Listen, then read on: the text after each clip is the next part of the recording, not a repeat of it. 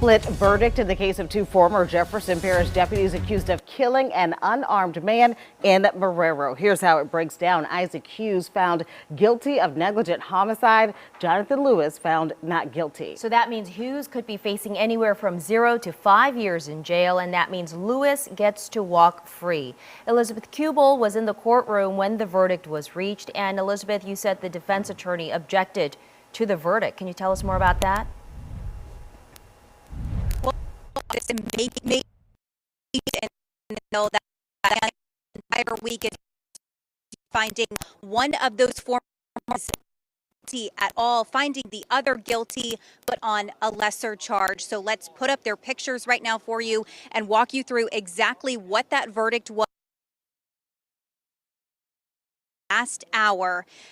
The jury found former officer Isaac Hughes guilty of negligent homicide, and Jonathan Lewis was found not guilty. Remember, they were on trial for a manslaughter charge.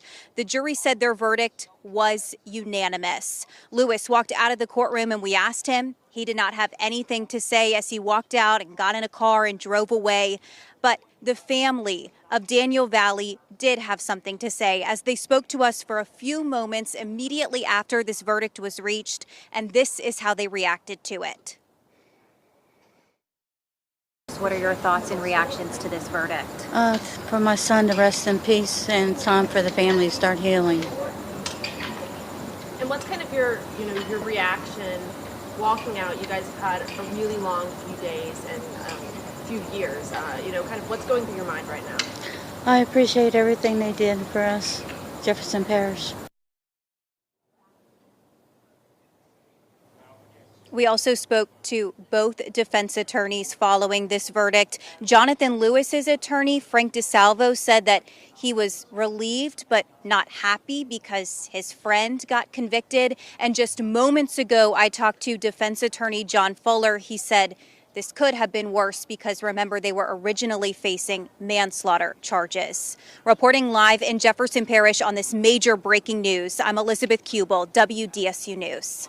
Elizabeth, thank you. Clearly a high-profile case, the trial we've been covering all week. Now let's get a little bit more perspective on the verdict. Yeah, our legal analyst Stravos Panagalopoulos is here to offer some insight. So thank you so much. You were here last time during the Cardell Hayes trial, so we appreciate your time. Let's start with the, Lewis, split verdict here. Lewis was found not guilty, and he was the one you said who opened fire second time. And the first guy, Deputy Hughes, was found guilty of negligent homicide. So can you talk about the lesser charge in that compared to a manslaughter charge? Manslaughter's got a sentencing range of 0 to 40.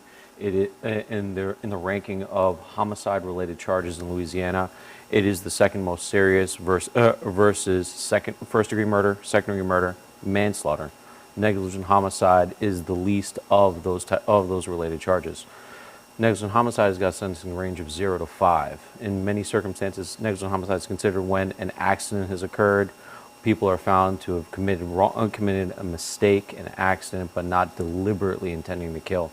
That's the major difference between a manslaughter and negligent homicide. And Stravos, so then, given this case, and you've seen the body camera footage, do you think that was appropriate for this trial? It's consistent with the material related.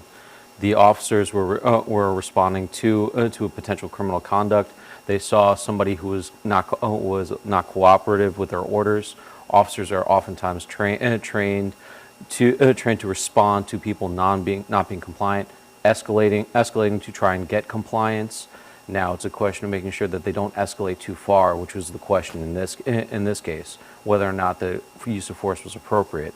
And that's where the jury came in, making the decision that Hughes had used escalating force too much, and gone to the use of his weapon, which may not have actually been necessary.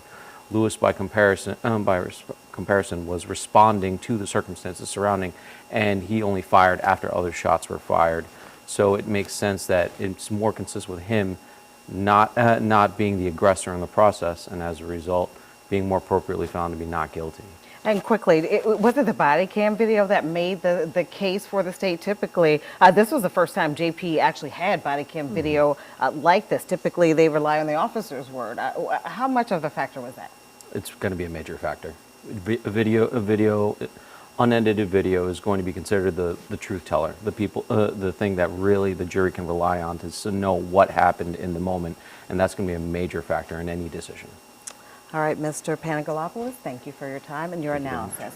All right, sentencing in this case is set for June 11th.